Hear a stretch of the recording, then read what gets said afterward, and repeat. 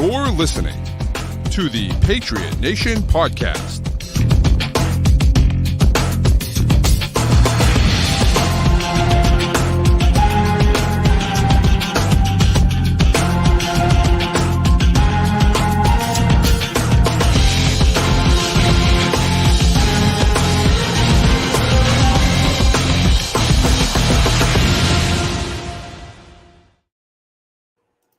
All right, welcome into another edition of the Patriot Nation Podcast. As always, your guy Pat Lane here with my man Matt St. Jean. And Matt, the Patriots, they're not good, but when they play internationally, they are just awful. All right? At least it was a different flavor of bad. That's a good point. This time. Yeah, last time, Patriots go to Germany, and we're all talking about Mac Jones with one of the most horrendous, from just a physical standpoint, one of the most horrendous throws we've ever seen an NFL quarterback make, followed up by Bailey Zappi fake spiking into triple coverage to end the game as he scores 6 points. And they more than doubled the point total. That's right, baby. The offense was an issue today, but it wasn't the issue today. So we're losing, but we're doing it differently. Love it. Yeah, you know what, man? It's it's not good. It's not good. And here's what I'll tell you, okay? And let's be fair and honest, okay? First of all, man, Mob, what's up? How you doing? Appreciate you. Thanks for coming through. Let's be fair and honest for a second, okay? Everyone's talking about fire Gerard Mayo and the coaching staff and everything. And listen, the coaching has been subpar, I think, certainly at times. And look, Gerard Mayo talked about how they're a soft football team right now. And the reason for that is because they can't run, they can't stop the run, and they can't cover kicks, right? Those two things. I get it, right? I get it. I'm with you on that. I think AVP has struggled at times for sure. I also think that this team is a really bad football team, right? It's a really bad football team. And I have to literally get a sign so I can point at the sign every week just to remind people the Patriots were the first team to ever be flexed out of a Monday Night Football game. They were playing against the reigning Super Bowl champs, the reigning and eventual Super Bowl champs, the Kansas City Chiefs. Taylor Swift, the ratings media darling, was confirmed in the building. They were flexed out of Monday Night Football. Not the Sunday Night Football, not the Sunday at 4:30 football, to Sunday at 1 o'clock, let's bury this game and never let anybody watch this game football. That's how bad the Patriots were last year. The Patriots are the first That's team. where we're building from. That's the foundation. The Patriots are the first team in NFL history. The NFL has been around for a long time, Matt. I don't know if you know that or not. It's been around for a long time. The NFL has been around for a long time. The first time in NFL 20 history, years. Yeah, it's been around for quite a while. First time in NFL history that a team in 3 straight games has given up 10 points or fewer and lost 3 straight games. The Patriots last year gave up 10 points, 6 points, and 10 points, and somehow went 0-3 in those 3 consecutive games. So do not sit here and talk to me about the offensive coordinator or the coaching staff. This offense was horrendously bad, historically bad last year, historically bad, to the point where nobody else wanted to see them ever. And it's not a complete turnaround in year one. I get it. Do I want to see different things from AVP? I absolutely do. Do I think he's the worst player? Do I think he's the worst offensive coordinator in the league? No, I do not. I think it's funny if you survey NFL fan bases, I think 30 of 32 probably would say they should fire their offensive coordinator. And the other 2 are the Lions and the Chiefs. Right. And even the Chiefs, Mahomes isn't playing well. I mean, they're undefeated right now, but you feel like Mahomes could play better. You know what I mean? Yeah. No, and it's just, I think the whole situation is tough because the team is bad. They were the second worst team in football last year. They have a not super easy schedule. They had a lot of injuries. There's a lot that has gone wrong to a team that was already not supposed to be very good. It's going to be bad and it's going to be ugly. It's not, there's no pretty losses in the NFL.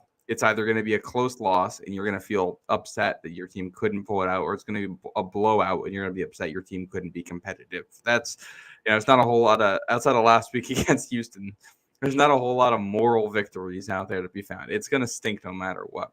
And this team's not good. That said, you play a team like Jacksonville, a team that is not good. You'd like to be more competitive than this. And I think, we want to talk about this game. And I think it's a really, it's hard to talk about because they lost this game in a variety of different ways.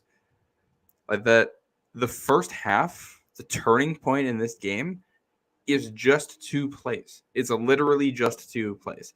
It's the long pass to Brian Thomas Jr. that Christian Gonzalez gives up. Yep. Which I don't think any of us are really going to blame Gonzalez for. He was essentially perfectly covered. There was a football-sized hole where that ball could have gone and it found it. That happens sometimes. And then the punt return for a touchdown, which I've watched back a number of times, and it might be Marcellus Dial, it might be Joe Cardona, it might be Christian Ellis. It's hard to figure out whose lane it was supposed to be, at least on first glance. I got to watch a couple more times to try to figure this out. But those 2 plays swung this entire game. It was Patriots lead before all that, before it turns into a 12-point lead going into the half there. And then the second half is really just the Jaguars hitting you in the face with your own hand over and over and over again. Yeah. And, it really, it didn't, this game didn't get out of hand. I don't feel like the final score really tells the story of how close the game was, because it was kind of a one after those 2 big plays. It was a 1 to 2 possession game the rest of the way, and then the Jaguars ended the cherry on top garbage time touchdown. Right. The flip side, the second half was really not competitive because New England's defense could not stop the run. Not like it was against Houston last week, where it was a couple big plays. They just couldn't stop the run, except for 1 4th down stop that was really good. That was it. They couldn't stop the run. Yeah. I mean, it's just, it's bad. And we were talking about this off air, but, I think the biggest issue for me is that the Patriots have lost Barmore and Bentley. You lose the 2 guys in the middle of your defense that, are really can stop the run. They are your run stoppers. And of course he does more. He does more than that. Barmore does. But they're your primary run stoppers. And you lose those 2 guys probably for the season. Maybe Barmore could be back. I don't know. But it'd be sweet if he is, but I'm not counting on it. Right. But Bentley's done for the year. And so you have to find replacements for those guys, which that's hard to do. Or B, just kind of suck it up. You are who you are right at this point. And, you got to hope that you get some other guys in there, right? That can play well. I don't know. I'm not sure. I'm not sure what the solution is. And again, it becomes an issue for me where I look at it and say, is it, and we were talking about this, is it the coaching staff or is it the players? Right. And at a certain point, I don't know, you're going to just blitz everyone in the middle. You're just going to run an engage 8 and just blitz 8 guys in the middle of the field and hope that you make the play. I don't know. How do you, so I was going through, I didn't get through, obviously it's shortly after the game. I haven't gone through all the tape yet, but I was watching parts of that sequence where the Jaguars just ran it 17 consecutive times against you. And the clear issue, and this is, I think, where you have to delineate between where something is an excuse and where something is a reason. I think this is where you see the reason for why losing Barmore and Bentley hurt this defense so badly. Right. The reason why they were so good last year. Their pass rush stunk last year. Their corners were injured. They were able to be good because Devon Godshaw is a really good run-stopping defensive tackle. Christian Barmore is a really good everything nose tackle. You put him anywhere on the defensive line, and he's good, but he's incredibly freaky, and he can guard 2 gaps at the same time. And Juwan Bentley is very fast at reading out plays and very good at, one, getting to the point of attack, and then two, just laying a hit on an offensive lineman there in collapsing space. So when all of that works together, last year you couldn't run in the middle of the field against New England. Anthony Jennings is clamping off the other side, and then you get teams in the situations where they have to pass, and then things are a lot easier for you. That was the recipe last season. This season, what you saw today is that without Barmore as somebody who can two-gap at nose tackle. So for those who don't know, two-gapping just means that when you're, grabbing onto an offensive lineman, you can go inside of him or outside of him and be able to make the play in either direction. He's really, really good at that. You don't have that there, and you don't have somebody who is basically an eraser at the linebacker position to attack offensive linemen that are trying to get up the field in Bentley. So what's happening is that you have these waiver wire pickup defensive tackles trying to play nose tackle who can't hold up against one guy and can't hold up against double teams at all, and can't two-gap, can't do any of that stuff. They're really struggling. So offensive linemen get to the second level really easily, and Tavai is just not quick enough mentally to pick up on where these plays are going and then get downhill, beat the offensive lineman to the spot, get there physically, and blow it up. So like one of the plays, let me pull up my notes here, hit a 12-yard run at one point on one of these. And it was literally Jaquo and Roy is like right in the middle of the field, and he gets completely blown off the ball. It's not competitive at any point. His hands like never even get up into the blocker. Then on the outside of the play, Eric Johnson, who's a waiver wire pickup, gets combo blocked by the left tackle and the tight end. He ends up getting sealed off by the tight end. It's supposed to be one of your defensive tackles out there. And because he can't do anything, then the left tackle is able to get up to the second level, and he clears out Tavai, and it's a 12-yard run where nobody's touching the running back till he's 10 yards down the field. Right. And it was just kind of that over and over again. And, there's no real coaching answer for this. If your defensive tackles can't provide any resistance, you just need to find different players. If your linebackers aren't quick enough to make, and it's not about actual speed, it's mental speed for the linebackers. Right. They aren't fast enough to get into lanes as they're reading things out and then make plays. Your chopped liver.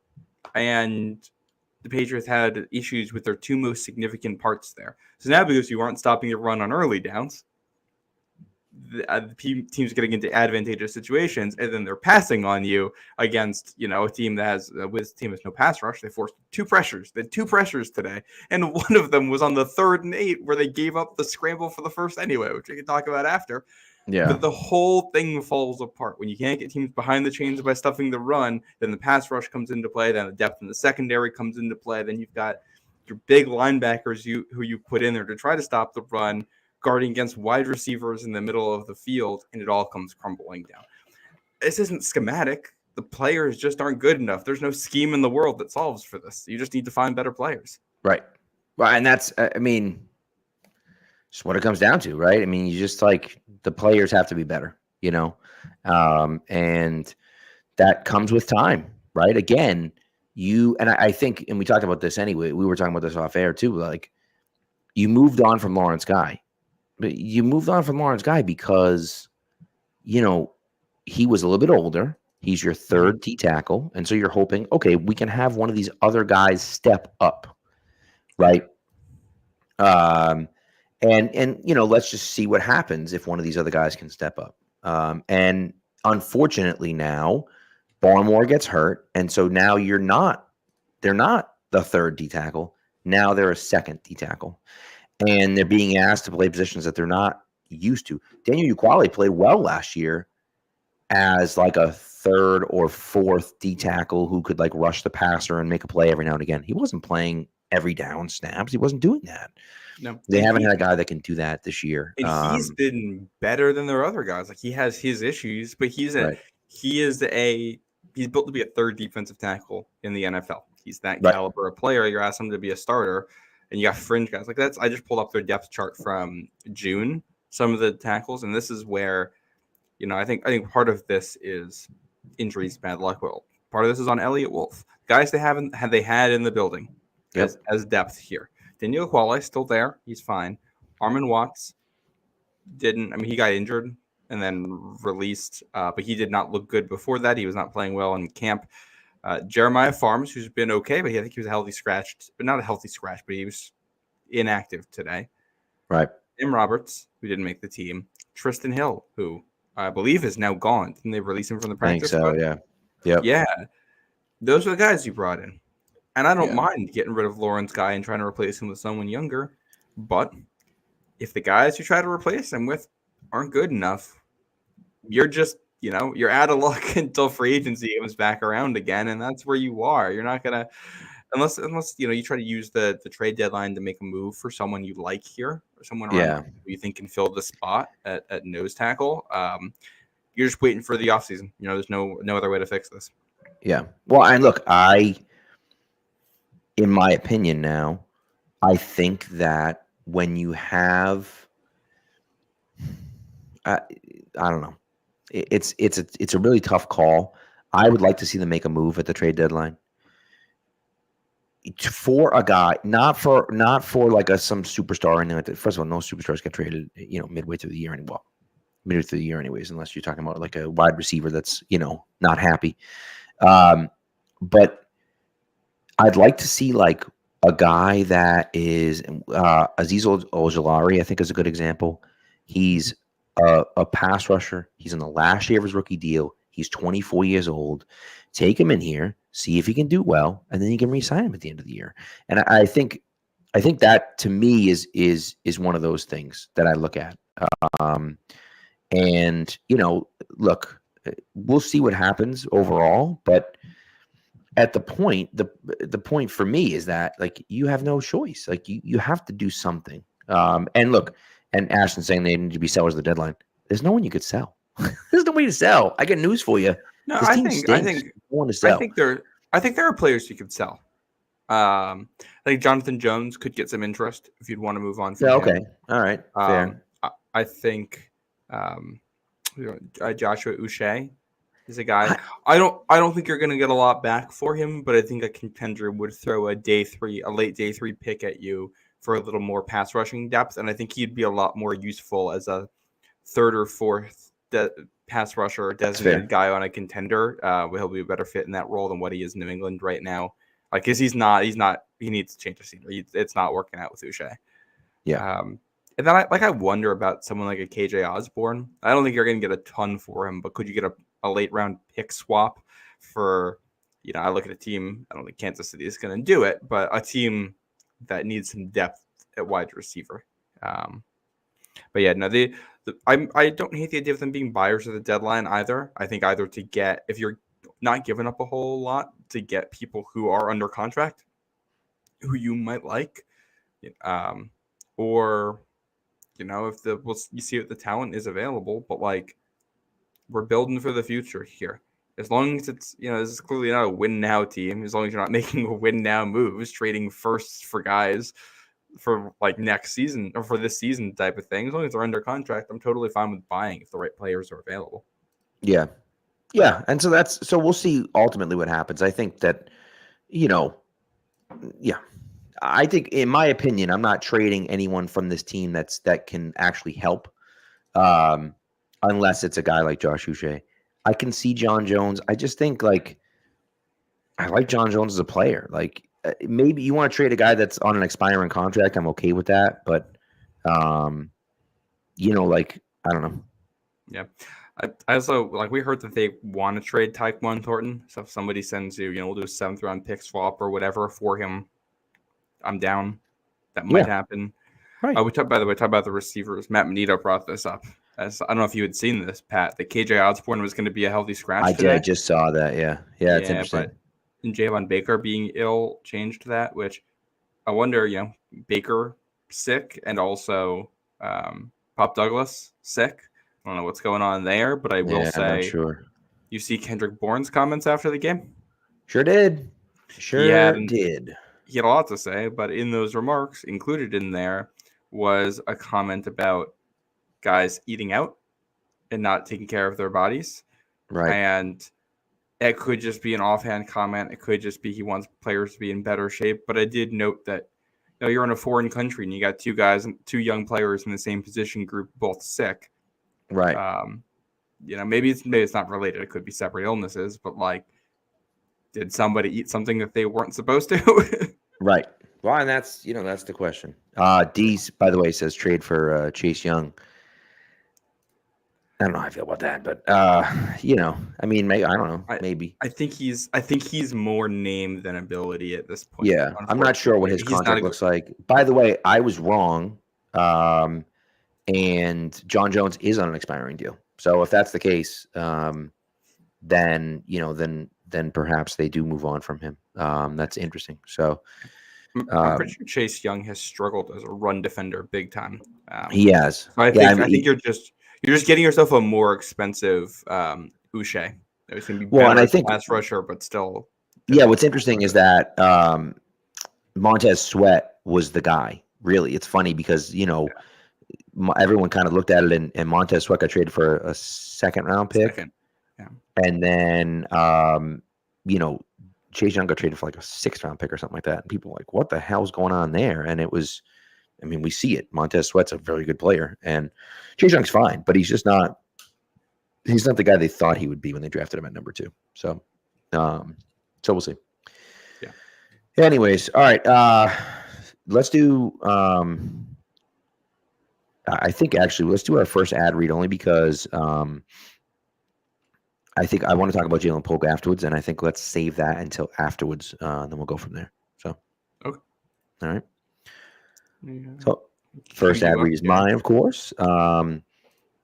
And it's for Prize Picks. So Prize Picks is the best place to get real money sports action. With over 10 million members and billions of dollars in awarded winnings, Prize Picks has made daily fantasy sports accessible to all. You just pick more or less on at least 2 players for a shot to win up to 100 times your cash. Run your game all season long on Prize Picks. Now, you can win, as it says, up to 100 times your money on Prize Picks as little as 4 correct picks. Even if okay. Now, they're the only daily fantasy platform with an injury insurance policy so that your lineups stay in play even if one of your players gets injured. If your player leaves in the first half and doesn't return, Prize Picks keeps your lineups live. It's pretty awesome. My lineup this week did not go well again. I don't understand why I can't get these things right. I got the Drake May, more passing yards. I did not get the Damari Douglas, more receiving yards. Rough sledding on that one, unfortunately. So what you're going to do, though, is you're going to sign up on Prize Picks. You're going to download the app. You're going to get $50 instantly when you play $5. You don't have to win. You just play a $5 lineup and get $50 instantly. All right? So, I mean, come on. That's what's a better deal than that? So, again, download Prize Picks. Sign up today. And when you play your first $5 lineup, you get $50 guaranteed. Prize Picks. Run your game. We're back. All right. So let's get into Jalen Polk. And here's the thing, okay?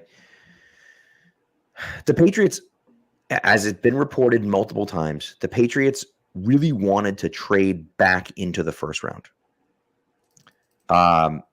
The question about that trade, right? And supposedly they had a trade with Buffalo. And then the Chiefs came along and I guess blew them away or something. I don't know. I think Buffalo liked Keon Coleman, and they thought that 32 would be a spot that they could actually get him. So anyways, Buffalo trades with Kansas City instead of New England. The question is, who would the Patriots have drafted at 28? Could they have drafted, could they have drafted Tyler Guyton at 28, who was taken the next pick by Dallas? Or could they have taken one of the wide receivers? Could they have taken Keon Coleman? Could they have taken Xavier Legette? Could they have taken? I'm not sure, who their guy was. It doesn't really matter who the guy was. Jalen Polk was the pick at 38, 37.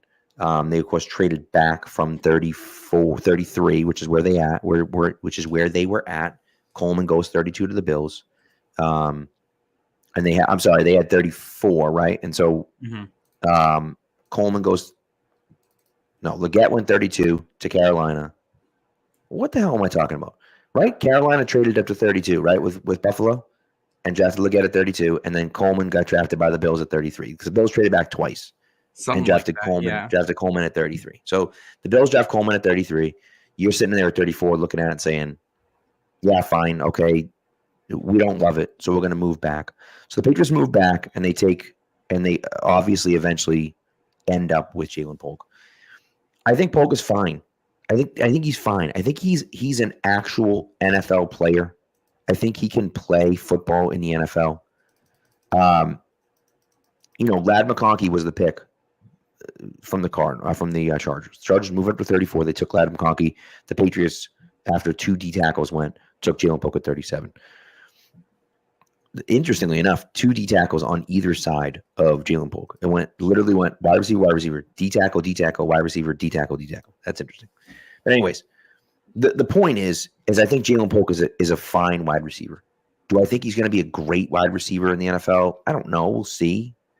A.D. Mitchell is a guy that I know a lot of people talked about they wanted in that spot. I think at this point, you just simply cannot put him out there anymore right now. You need to sit him down, right? You need to sit him down. And I think, look, here's the thing, right? And this is what people are discounting. In camp, the kid looked like a certified stud. He looked like one of, if not the best receivers on the roster. That's who he was, right? And so I don't understand, like, everyone's saying he sucks. No, I don't think he sucks. I think right now he's in his head. Yeah, he's got the and so you got to sit him down, and I think you have to do it carefully. Okay, you have to do it carefully, but I think you sit him down and you say, look, you got to get your head right. Okay, got to get your head right, and so we're going to sit you down just for a few weeks, and maybe not even. I'm not even saying like, healthy scratch him. I'm just saying we're not, doing this. You're not going to be like a number 1 receiver right now. And give him some time. Show us you can do it in practice. All that stuff. And then go from there. And, and I just think at this point, there's just like, that's what you have to do at this point, It's tough because the report on Polk coming out of Washington and the stats backed it up. Great hands, really reliable hands, sure-handed guy. And also, model teammate, incredibly hard worker, all that stuff. And I think since that game against Miami, where I think the back-to-backs against San Francisco and Miami with 2 different catches that he kind of seemed like he mentally got stuck on, thinking they were catches when they were not. And he hasn't been able to get over that, because that seems to be like the turning point where he's been having issues. And it's tough because he is – I see separation on tape when I watch him. I see him get open. He's just not making the catches right now. And I think, he got put in some tough spots today. Probably should have come down with the first ball, but I thought May kind of led him off where he needed to be a little bit.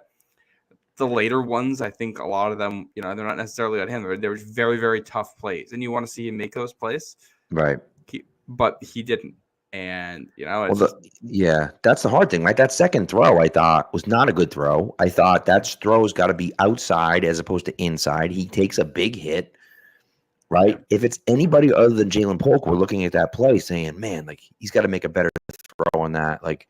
The wide receiver, the quarterback's not helping the wide receiver out on that play. But because it's Polk and because he's dropped 1 million passes the last 2 weeks, we're looking at it saying, this freaking bum can't catch the ball. You know what I mean? Like, so it's tough. It's another bad thing happened when you threw the ball at him. And it's just tough. Like, I think he's gotten unlucky, and I think he's in his own head, and I think he's got the yips. And I don't know if he needs to sit. I'm not in the locker room with him. I don't know what he's like day to day. I don't know the best way to reach him mentally.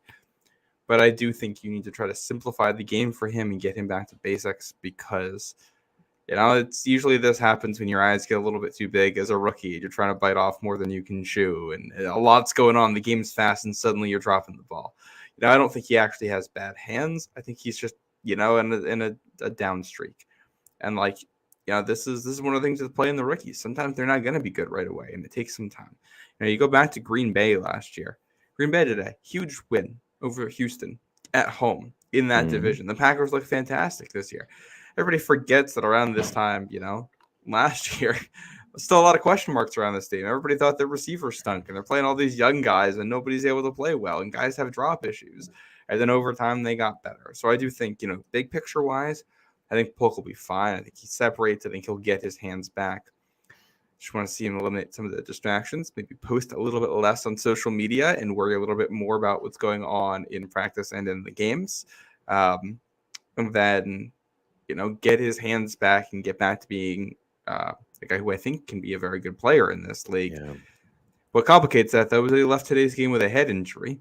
So we don't really know what's going on there. But when did the head injury happen? That's what I'm curious about. I have no idea. I'll have to go back and see when he came out. But yeah, so I think a little time. I think a mental reset in general would probably be good. That's what he needs. Just give him that mental reset and say, look, man, I know you're struggling right now. We believe in you. We think that you can be a dude in this league.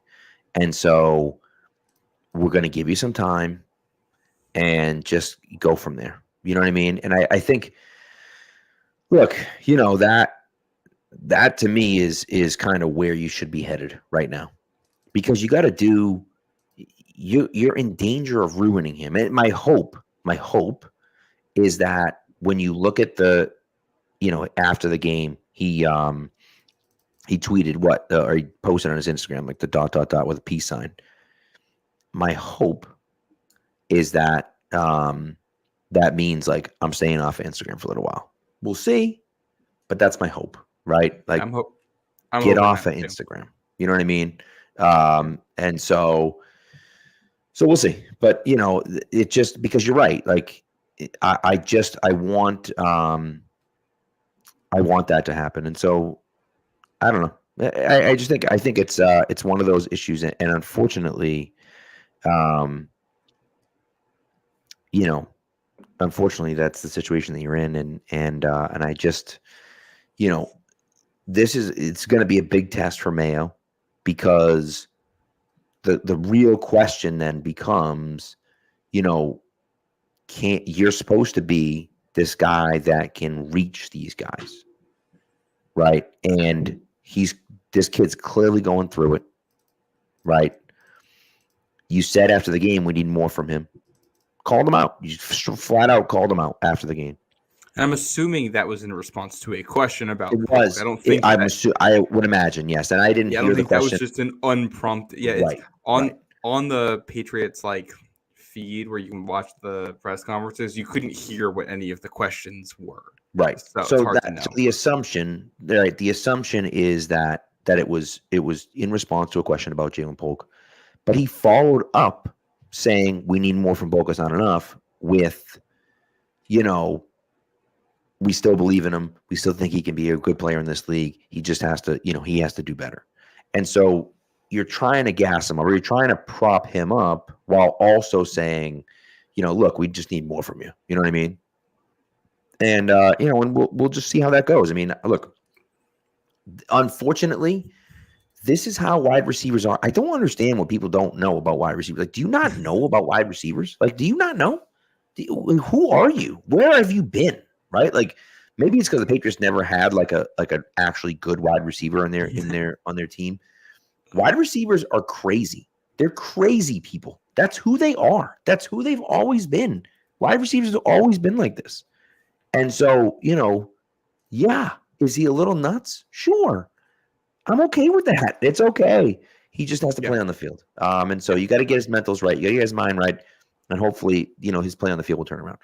Yeah, I don't mind the diva stuff. You just got to actually back it up when you go out there. That's right. That's the thing.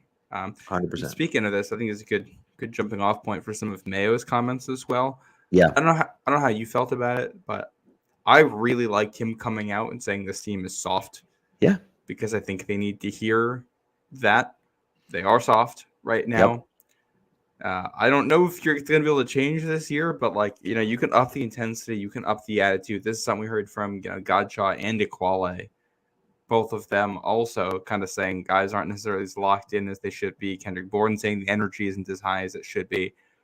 All right, I'm glad Mayo is addressing it, and he's not shying away from this. And he said we're soft, and he said we got to be better at this stuff. Right. And he definitely took it upon himself to be the leader in saying, we got to get better at these things. So I don't know your thoughts on that, but I'm glad he's out in front on it. I agree with you on that. I also then think that now it comes down to a question of what are you going to do to make it better? You're the head coach. You're in charge here. You're the one that has to go out there and prove it, right? And improve this team to the point where they can actually play, and they can play well. And, he's not, oh my God, Patrick Mahomes with a gorgeous run. But you have to be that guy in the locker room. You have to create the change. And if that means that you're benching guys, then you're benching them. If that means then you're turning up the heat in practice, fine. If that means you're calling out guys in the media, I'm not sure what's going to make this team tick and how he's going to do it. You have to improve their performance on the field and the way that they are, frankly, handling their business off the field, because this is now the second week in a row that we've heard leaders on the team talking about guys not committed and guys not giving everything they got. And I just want a note on this. I do think it's noteworthy to me that at least the players who've spoken about this publicly, not a single one of them is a captain. Right. I don't know if that's a positive or a negative, but that stood out to me. Yeah. Yeah. So then the question is, why are they? And I don't know. Like, is it? But it's obviously something that they're seeing, right? I just it's an issue. It's an issue. It's something that they clearly have going on right now. And I just think that you have to be in the situation where you can,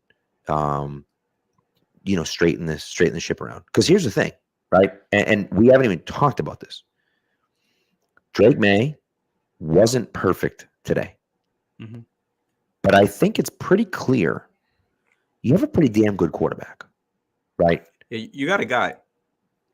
And so, he's an immediate upgrade on what 100% by an order of magnitude. And he is 5 touchdowns, 2 picks so far in his career. One of those picks isn't on him.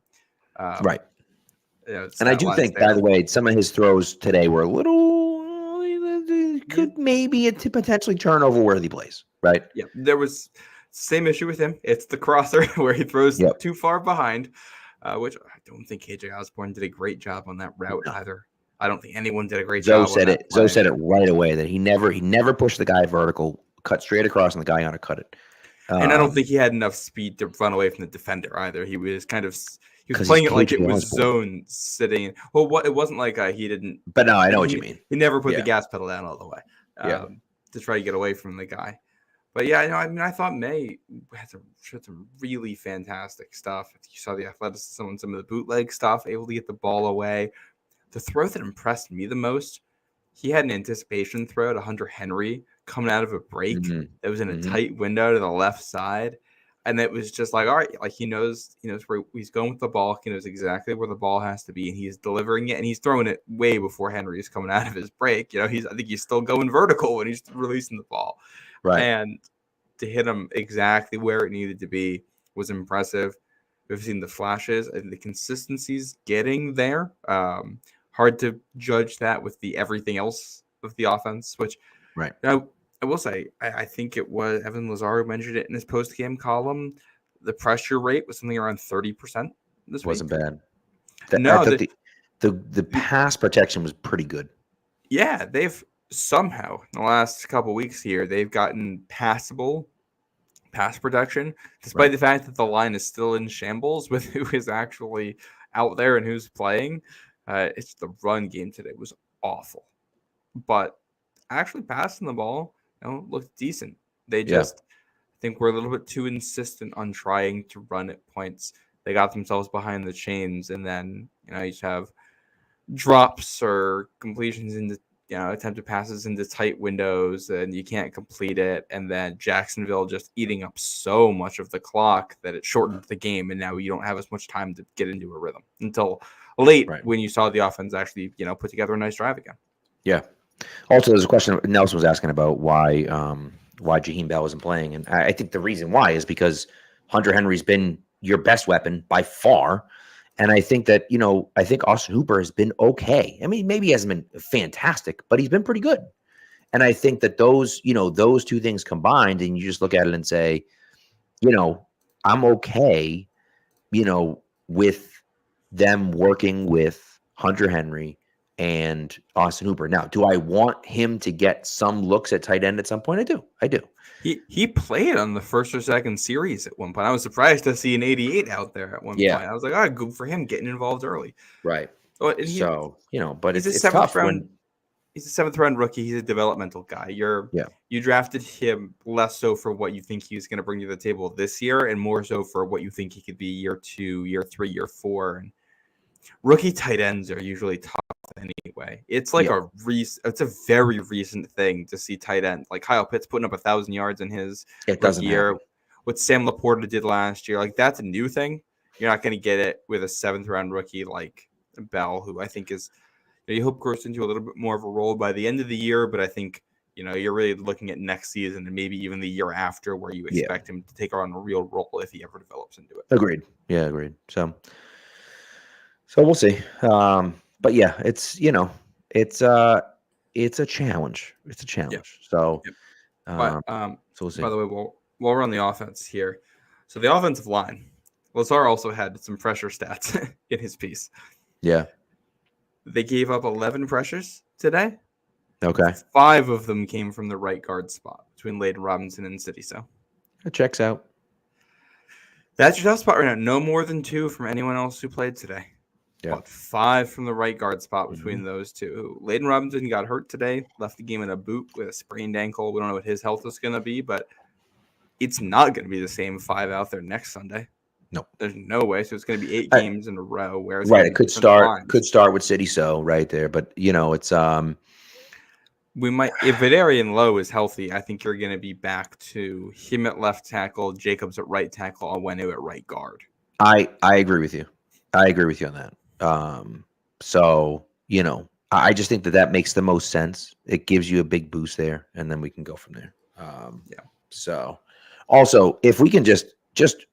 And I know this is, we'll get to the defense, but like Ashton and Mike, what are we even talking about? You're not defending Gonzo anymore. You're not defending Gonzo. Are you kidding me? Did you watch that play by Brian Thomas Jr.? What I don't understand is how that play is not the number 1 play on all these things. Like that was one of the best catches I've seen from a receiver. He cannot have possibly played that play better. He played that play perfectly. And then Thomas just makes a great catch. The ball is loose as he's going to the ground. The ball is loose as going to the ground, and he corrals it and makes the catch. Like it's a great play. He had great coverage. He didn't fall for a stutter step, right? Like he didn't. Like sure. But his makeup speed is good enough against a really talented wide receiver in Brian Thomas Jr. He made a nice play. Sometimes the corner gets beat because the wide receiver makes a great play. What are you gonna do? Yep. And I will say, so again, I read the Evan Lazar piece after the game. He had color on this play as well. It was when play where the Patriots brought one of their exotic defenses. So it actually isn't man coverage from Gonzalez on Brian Thomas. It was what they call inverted cover 2. So the safeties kind of come down and the corners drop back and play deep. Right. So, but because he's dropping back and Brian Thomas is going that way anyway, so it effectively becomes man coverage between the two. Yeah. But there is no safety help over the top. Gonzalez is the safety help on that type of play. And, that's just one of those, like, it's the tightest possible window where he's got incredibly sticky coverage and the receiver somehow still comes down with the ball. And, like, if there's safety help of any kind, you're not even attempting that throw. So it's, I don't know, tough for that to go against him on the stat sheet because that wasn't really about the quality of what Gonzalez did. Right. I mean, that's just, sometimes the guy makes a great play. What are you going to do? Yeah, it's football. The other guys get paid too. It's tough. Like, I don't know. We talked in the pregame about how Jaguars have talent. They can be explosive. They just aren't good.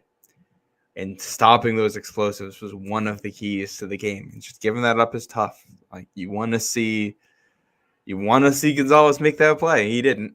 I thought he made a great play in general, but he didn't finish it. And going forward, this is a bad week to give that up. Right. Yeah. So, all right, you want to do your ad read and then we'll continue. Yeah. Let me pull mine up over here. All right. We're going to be talking about game time right now.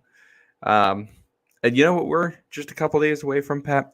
I know it's tough watching the Patriots the way they've played, but we are just a couple days away from the Celtics hanging a banner in TD Garden. That's right, banner number 18. And with a game time, you can go and, be there in person as the Celtics host the Knicks. I believe it's this Tuesday. And I think they got some other games at home coming up as well. Schedule right now. Maybe they don't. They actually only have one home game this week. But with game time, going to see them at the Garden is faster and easier than ever. You just pull the game up in the app or on the website, and it'll highlight the best deals for you. It'll highlight the cheapest seats for you. You hover over it, it'll show you exactly what the view is from your seat, and it'll even, highlight super deals so you know where you're getting the best value on the map.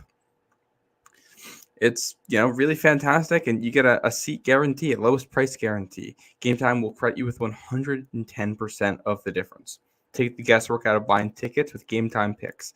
Download the Game Time app, create an account, and use code CLNS for $20 off your first purchase. Terms apply. Again, create an account and redeem code CLNS for $20 off. Download Game Time today. What time is it? Game Time. By the way, in case you're looking to go to the game on Tuesday night when they lower the banner, $340 is the cheapest ticket in the house on Game Time right now.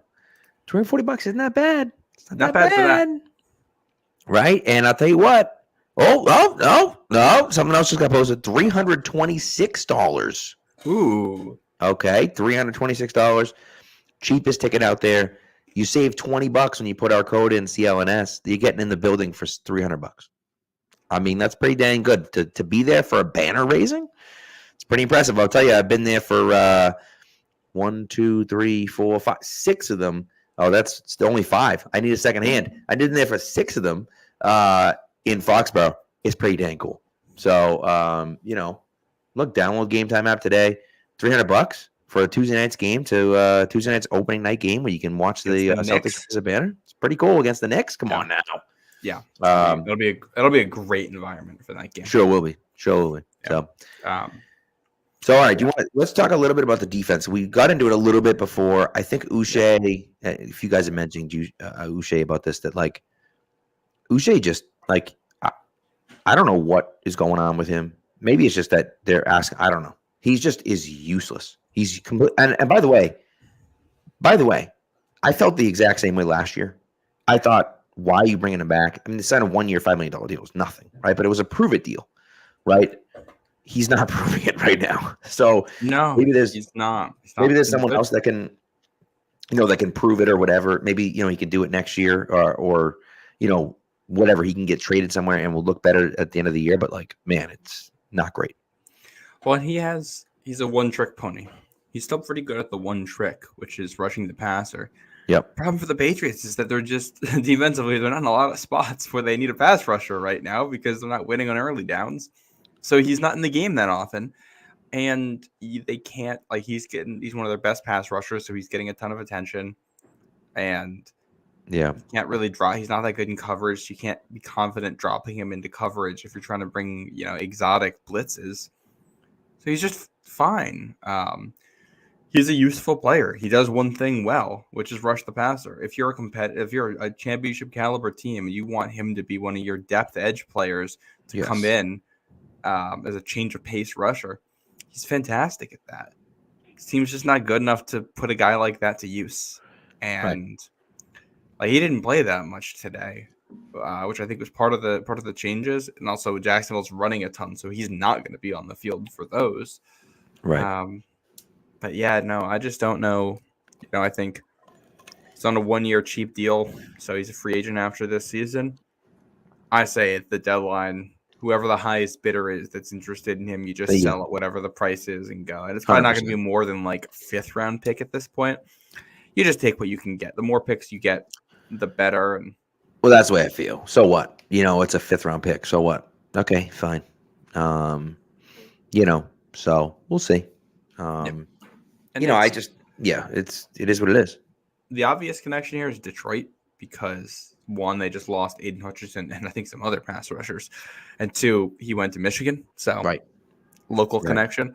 I will say I don't know if he's a fit there. I don't know if they want that kind of edge rusher on their front. But, there's, put it this way, teams that are gearing up for the playoffs can pretty much always use more depth at edge rusher. So that to me is kind of the point, right? Like he's a depth guy. You know what I mean? Yeah. So we'll see what ends up happening there, but I think he's rough. And then the other big change today, they played more Christian Ellis and less Raekwon McMillan, and same result. I'm not super shocked with that. I liked that they changed it, but I don't think it made much of a difference. And I thought, if anything, Raekwon McMillan was the guy who made the run stop of the day defensively. He was in on the 4th down stop. That was he and check my notes here. It was he and Jaquelin Roy.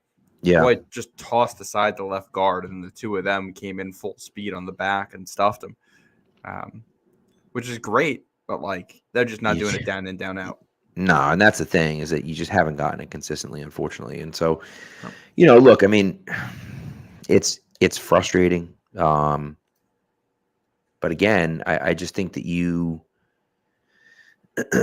have chances. I mean, there are chances here, but I don't know. I'm not sure what the answer is, right? And we talked about this. Is it coaching? Is it the players? I think at a certain point, though, you have to find a way to coach around your players, right? Right now, your offensive line isn't playing well, and your linebackers aren't playing well. Fine. So figure it out. Figure out a way to coach around that somehow. How are you going to do that? I have no idea. But you get zero. I'm not a defensive coordinator, so I don't know. But you get zero pressure on the quarterback. Zero pressure on the quarterback. Nothing. You can't stop the run. Right, for multiple games in a row. And so now you're looking at it saying, man, what the hell are we doing here? And so that becomes, you have to figure it out. And again, I don't know, maybe you send more guys on blitzes. And is that really what you want to do? Probably not, because, then you're leaving guys on an island. But you got to do something at some point, right? You can't just let the guy sit back there for 6 seconds, and you can't trust your guys in the running game. I don't necessarily love the coverage scheme stuff that they're doing on the back end either. I think it's gotten a little bit better throughout the year, but I think some of it's been a little too simple for my taste. Right. I do think, some of this is just personnel, and what I would do, I think you just got to keep combing the waiver wire and signing guys off practice squads. You got guys who aren't playing well at defensive tackle. I mean, it's a bunch of fringe roster guys right now who are basically playing real snaps for you at defensive tackle because you have no other options. Guys aren't playing well for you. Give them a couple of weeks, cut them, move on to the next guy. Do that all season. If somebody claims a job, great. If not, you're going into free agency next year, right where you are right now, needing to sign at least one defensive tackle 100%. to get some depth there. And I think, I'm with you. I think if you look back at it, two of the biggest holes on this roster is they didn't have a left tackle. They didn't have a backup nose tackle. They don't have anybody behind Barmore who could play that, because Godshaw is best when he's outside a little bit. Right. And now you're just in this spot where you just don't have a single nose tackle. So you're just trying random guys there, which you don't want to be in. No, it is not. And they're, I don't know, they brought blitzes, and we didn't talk about. They brought a blitz that should have been successful. They brought Marcus Jones free off the edge on 3rd and 8. Wait, let me actually pull up the box score to see when in the game this was, because it was at a pretty key point in the game. This drive may actually not have amounted to anything. Okay, so I ended up being on the drive where they got stuffed on 4th and 1. 4th and 1. Yeah, so Okay. it didn't end up amounting to any points. Still. But 3rd and 8, you bring a blitz, it gets home. Marcus Jones gets the free rush. He can't take down Trevor Lawrence. He totally whiffs on the tackle. But here's the thing. What have we talked about all year, Pat? Contain the quarterback. Yep. Responsibility on this play was for Dietrich Wise, who was outside, to spy on Trevor Lawrence and keep him in the pocket. He completely loses awareness. He runs, quite literally, you watch play, he runs the opposite direction. He loses where Trevor Lawrence is, and he makes a beeline towards the opposite sideline to where Lawrence scrambles. That's why it's so wide open. I don't know why he's and it's like, I'm sorry, but that's not coaching. This is one of your captains. This guy's supposed to be one of your best players. He's been in this defense for years. Right. How are you failing at a basic responsibility like that? And it's not like Hunter Henry, who I love, who was fantastic today, has had a couple different false starts at big moments in games. Mm-hmm. What happened, dude? It's a lot of their issues, their bonehead plays have been veterans, which tells me that doesn't seem like a coaching issue. That seems like these guys should know better, and they're just not executing for whatever reason. Right. Yeah, it's not good. It's not good, to say the least. And Fox reference says outside containment is taught at the Pop Warner level. They have failed at that all season. They have, and that's after them making an effort. And I thought Mayo kind of alluded to this in the press conference, which was basically he had a moment in there where he was like, "Yeah, there were plays where we were in the right call and the guys didn't do it." Right. And that's what that felt like. I'm sorry, the commenter there is absolutely correct. This is Pop Warner stuff. Dietrich Wise knows what he has to do. He just doesn't do it. Why? I have no idea. Well, and then to me, it comes down to exactly what Kendrick Bourne and others have been talking about, and the fact that guys aren't making plays. Why aren't guys making plays? Why aren't they bought in? Why aren't they what is going on in that locker room that they're not going above and beyond and making the right play? And I don't know the answer to that question, right? I just don't know the answer to that question. And look, the easy thing to do is to blame Gerard Mayo, right? Which is what a lot of fans are doing because it's the easy thing to do. But I don't know if that's the answer, right? I don't know if blaming Gerard Mayo is really the answer to the problems that we have. He's responsible for it, but I don't know if it's his fault that it's happening. He's responsible for fixing it, but I don't know if it's his fault that it has been happening. Correct. And so, that's the question. And look, at a certain point, it does fall on the head coach because, as you said, you have to fix it, right? And Old Man Mom says he's being nice. I disagree. He's being nice. I've never heard Belichick call out the players as much as Mayo has done in the last 2 weeks. I've never heard it happen before. I do find it really funny that simultaneously the narratives about Gerard Mayo are one that he is too nice as a coach, which I'm not blaming any particular commenters for this. I just see it all the time. He's too nice as a coach, but also he throws his players under the bus too much. It can't be both of those things. It can't be. Right. And he did say during the presser, some point in it, that the things that he says in the presser are kind of messages to the players because he knows they're going to hear it anyway. And I kind of took that as criticisms that you hear of players in press conferences are going to be things that either have already been said to the players or are about to be said to the players when they meet next.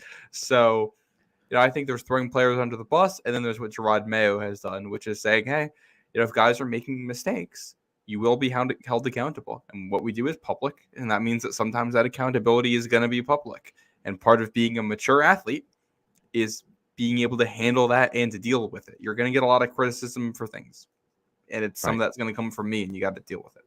100%, right? And I think that, what it comes down to is that, look, we can be upset about the fact that he didn't bench Ramondre Stevenson for not fumbling, right? Let me ask you a question, Matt. I don't know if you've been watching the games or not. Has Ramondre Stevenson fumbled since the beginning of the season? No, since they sat him for part of the Miami game. Oh, you're saying since they sat him for the Miami game, he's played 2 full games and hasn't fumbled once. Yeah. Wow.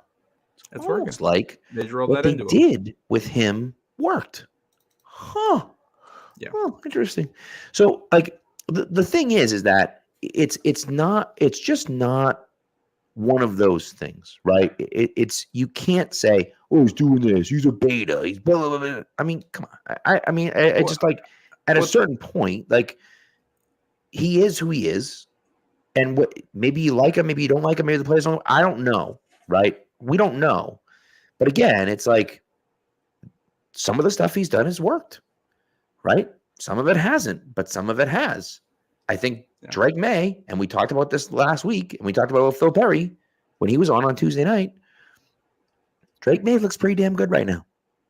Does he look better than he would have if they put him out there at the beginning of the season? I don't know. Does he look better than if he would if Mike Vrabel were the head coach and whoever was the offensive coordinator? I have no idea. I don't know the answer to that question. I do know he looks pretty damn good right now. So, and it's a results-based league, and the results on May so far seem impressive.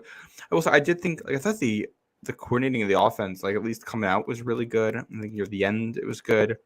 It's just in the middle they really ran into some stuff. I think the issue is they want to be a running team. The offensive line can't run block. They can't run block because the players aren't that good. The players are hurt. There's no cohesiveness, and that's a core part of what you want to do. This style is all built around cohesiveness, and there's none of that right now. And you hope that'll come with time. But no, I think Mayo is, I don't know, I suspect they are working on these things in practice, and they're doing these things in practice, and they're going into the game, and they're not executing some of them. And that's life in the NFL. And when you do that, you're going to get yelled at by your coach. And if you keep doing it, you are going to be on another team soon. Correct. And, you look at a lot of times with teams that are in this rebuilding stage, year one for the new regime is a lot of keeping the players that were there before, evaluating what you have in the building, and then going into year two, you see a massive roster overhaul. I look at some of the positions we're talking about, like, is Raekwon McMillan going to be on this team next year? Is Christian Ellis going to be on this team next year? Is Eric Johnson going to be on this team next year? Is Jeremiah Farms going to be on this team next year? Is Jaquo and Roy going to be on this team next year? We'll see what happens with City So and Layden Robinson. Are they going to be there? Is Michael Jordan going to be there this year? Like, a lot of these guys are players who they're clearly trying to mold and work with, and the guys who it doesn't work are going to be gone, and they're going to bring in new players. And probably much higher paid players given how much money they have in free agency. Yeah. And look, you can be upset if you're a fan of the team. You can be upset. That's totally fine for you to be upset if you're a fan of the team. Should be. This stinks to watch. You absolutely should be. I also think that people look at it and they think,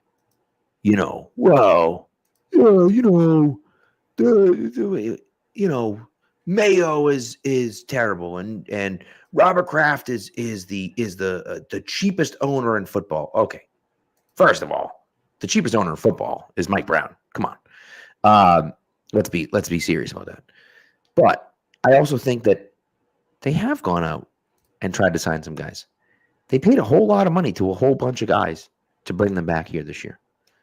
They tried their damnedest to sign Calvin Ridley, who, if you want to see the definition of dodging a bullet, why don't you check Calvin Ridley's stats in Tennessee and tell me what would be happening if the Patriots had paid him $22 million a year to come here and play. Okay. I think we've been very spoiled for 25 years. We've been very spoiled for 25 years. And listen, I'm not saying that Robert Kraft hasn't made mistakes. Robert Kraft has absolutely made mistakes. Okay. But the things that Robert Kraft gets accused of, here's the things that Robert Kraft gets accused of. Ready? You ready for this? Ready? Robert Kraft gets accused of A, forcing Belichick to trade Jimmy G and not Tom Brady. I'll tell you what, man, if that was his decision and not Belichick's decision, that was one hell of a decision and a bullet dodged because the Patriots won 2 more Super Bowls. Okay, fine. Forced the Patriots to draft Drake May. What? I feel like that one worked out pretty good. So like, What? like Like this is what we're I don't. talking about. Like this is the type of shit that we're like. It's like, come on, dude. Like, Well, and I even think if he there are. was, I don't know. And I think there are criticisms to be had of his decision making. Like I think I have no qualms whatsoever with identifying a young coach in the building and saying, "Hey, Right. Belichick's older when he's done whatever that looks like. We're gonna have this guy ready to take over as some kind of a transition plan." Yep. Was Mayo the right pick for that? I'm not sure. The way Kraft has talked about it, he identified that very young, and we don't know if that's a good thing or a bad thing. And the way it was handled, I think there were good parts and bad parts of it. But like Kraft, they're going to pay for a roster next year. I'm sure they're going to go spend a ton in free agency this year to fill a lot of these holes. This year is a baseline evaluative year. It just stinks while you're going through it. We all knew this team was going to be bad, and they could have been like Washington and gone and signed a bunch of older veteran players to fill it out.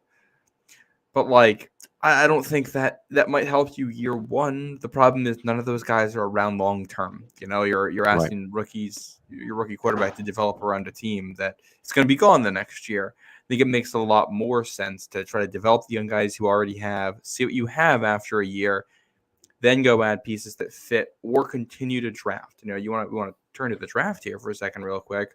Pat's currently in position for the number 1 overall pick. We'll see if it stays that way. Yep. If they play like this, the run defense stays like this, they are probably going to be a top 5 pick. That seems very likely to me. And, in that position, sets you up really nicely for a trade back if some team wants to come up, and that provides a great opportunity to fill out your needs on the defensive front that we're talking about, to look for wide receivers, to fill out your offensive linemen, to fill a lot of different positions at the same time. The issue that I have with that is that, of course, it's the one it's the 1 year that, not the 1 year, but it's a year where we look at it and say, do we love any of the quarterbacks? Quinn Ewers just got benched. There's is Shedeur Sanders really an answer? Like, you know what I mean? I think old man mom just said it. It took the words right out of my mind here. Raiders are going to trade up for Sanders. And that might certainly be true. I could see that happening. I don't know. Teams get desperate and dumb. I don't know if it's going to be anyone beyond him. I think the more concerning thing for New England is that I don't think Will Campbell is a left tackle. I don't know if Kelvin Banks is a left tackle. He might be a right tackle at the next level. I don't think he didn't look bad Saturday night against Micah Williams in that Georgia front, but he didn't look like I would expect a top 5 pick to look in that circumstance. He looks like a guy who, Broderick Jones level of tackle, worth taking in the first round, in like at least on paper as a prospect, but far from a sure thing, far from a guarantee. Yeah. And then Josh Simmons at Ohio State, I think, was also in that conversation for me at left tackle, and he got hurt 2 weeks ago, or it's a little over a week ago. So, it's a tough spot. I don't know if you're going to fill that left tackle thing. Definitely, we've talked a lot about the offensive line.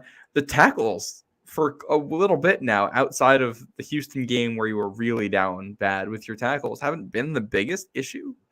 It's been the stuff in the middle and the inability to push in the running game that's been the issue lately. So, obviously you want a franchise left tackle, but if you can't get that this year, I think there are still ways to improve your offensive line and, improve other parts of your team, improve the defense so that days like today aren't happening again, where a team is running all over you. Find another playmaker in offense. Think Pop Douglas looks good. When he gets sick, like he was today, it's tougher. Hunter Henry was awesome. Keyshawn Boutte caught a long ball. Jermichael Hasty actually got really involved in the passing game. That's basically all that you had going on. You need other guys to step up there, and you need playmakers. Yeah. So we'll see. I don't know. It's one of those hard things where you look at it and say, like, what's the solution? And I don't know. I don't know what the solution is. But I do think you're right. Like, I want a left tackle.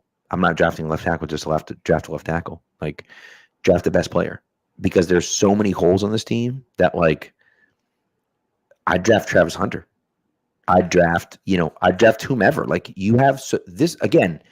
people have to understand, and you know what's interesting? Mike Cadlick sent this tweet out, and I think I want to kind of wrap up soon, but I want to talk about this.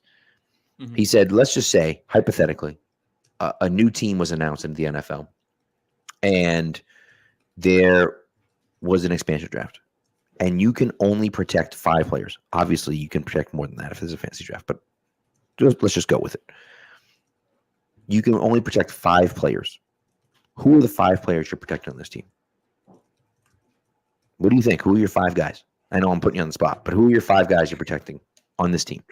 Drake May, Christian Gonzalez, Christian Barmore. I think those are undoubted. Locked in. Yep. Probably Mike Onwenu after that because you want your offensive lineman. Okay. 5th would be Keon White, maybe. Kyle Duggar, maybe. John Bentley, maybe. Yeah. And if you're going the youth angle, then maybe just Jalen Polk because he's young and you still believe in what he can be. Yeah. So to me, I swear to God, get out of my chat if you think Christian Gonzalez sucks. Just get out of my chat. If you think Christian Gonzalez sucks, just get out. Just leave the thing, unsubscribe, like just don't even do it.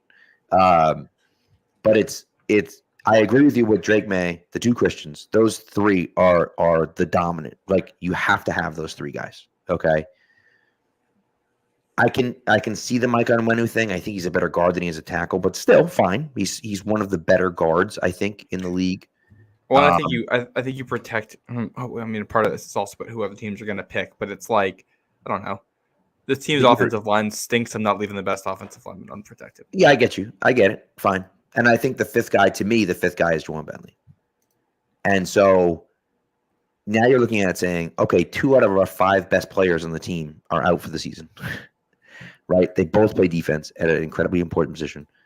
Mike Onwenu, who is one of your other 5 guys, he now is in a situation where you look at it and say, all right, well, is he playing right guard or is he playing right tackle? And if he's playing right guard, who is he playing right guard next to on either side? Right. And do we have any continuity there at all? And we don't, unfortunately. And so, it's one of those things where you start to look at it and say like, all right, if those are your 5 guys, right? If that's it. And again, maybe they're not even your 5 guys, right? Maybe Hunter Henry is one of your 5 guys, right? Old man mom says Bryce Behringer. Bryce Behringer, not a bad choice. But maybe Hunter Henry is one of your 5 guys, right? If you say that, the 5 best players on the team, right? Fine. But again, it's one of those things where like, if it's Hunter Henry or Mike Onwenu, if you're choosing between your 5th players, Hunter Henry or Mike Onwenu, you're talking about a tight end or a guard. When we're talking about not ideal.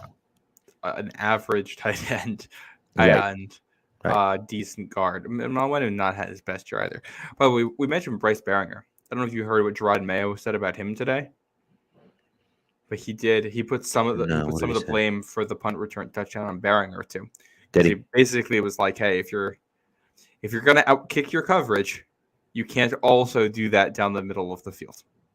Right. It's what happened there.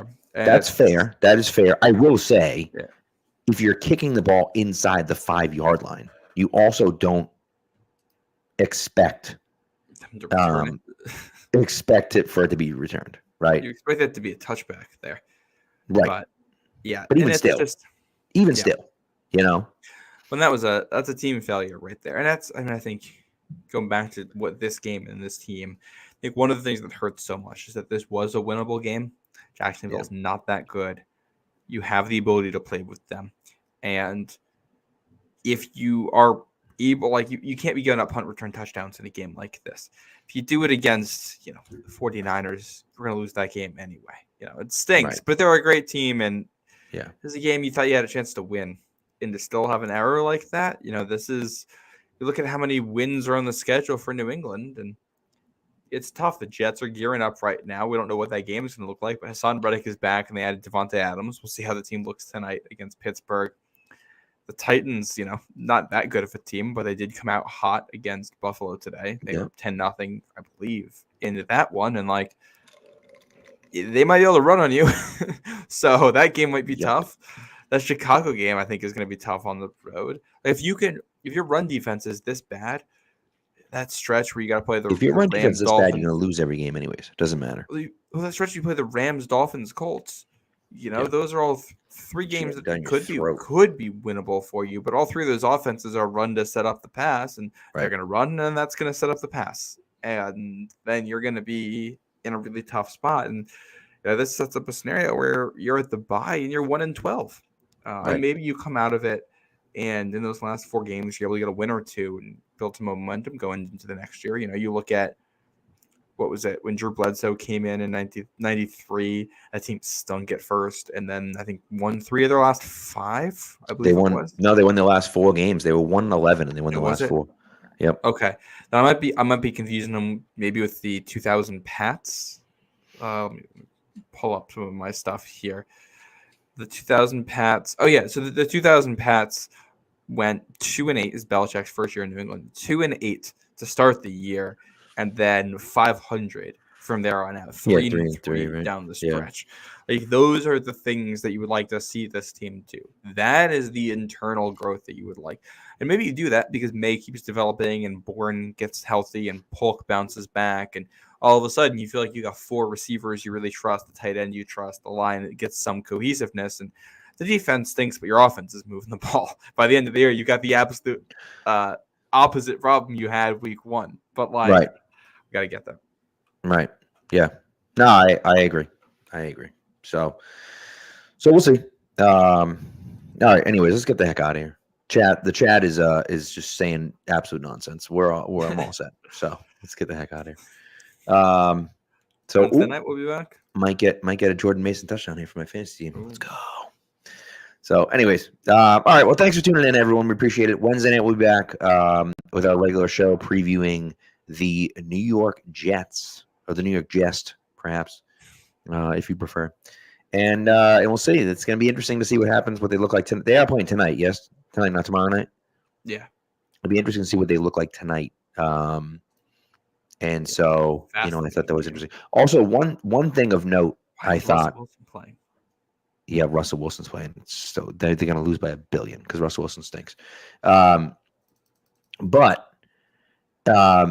one thing I'm interested about is Kendrick Bourne talked about the time zone change and the fact they were playing at 9:30 in the morning.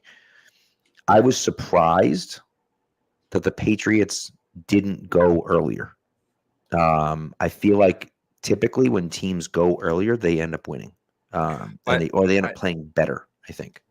I think you either go if the team, if it isn't just Bourne's opinion and the team in general didn't like the travel arrangement, I think either you go earlier or you do the complete opposite and you don't arrive until Saturday and you're almost not even trying to adjust. You just show up, play the game, and go.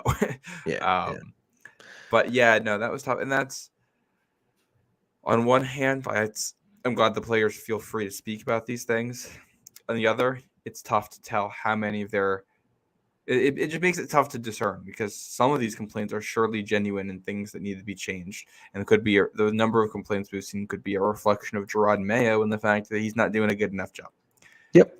It could also be that we're humans and you put a microphone in front of us and we will complain about something and they're just venting about something and it's not that big of a deal. It's a little bit hard to tell. If they don't give up a punt return touchdown and the deep run defense gets an extra stop, is Kendrick Bourne even talking about how they felt about a 9:30 a.m. start? Yeah. But we'll see, I don't like, to me, this was coming off the Thursday night game where I think the way they handled the short week was something they didn't like internally. I was hoping you would come around and feel a lot better about your prep for something like this. I don't like that this is what's coming out after. There's a lot of things I think we've said in here that, defend Gerard Mayo. That's squarely on Gerard Mayo. If this is 2 weeks now where you've had odd travel circumstances and the team has not been prepared enough for it, that's only on the head coach. In a vacuum, in one season, in your first year, it's not like a fireable offense, but that is something to monitor going forward because that's not tenable long term. That needs to be fixed as soon as possible. That can't, next year, that can't be a thing. Just can't. It's got to be fixed then. Yep. Agreed. Oh, agreed. So, anyways, all right. That's what we got. So, thanks for tuning in, everyone. Hopefully, it gets better. I don't know if it will, but hopefully, it gets better. We'll see what happens. So, anyways, thanks for tuning in, everyone, and we'll talk to you on Wednesday night. See you then.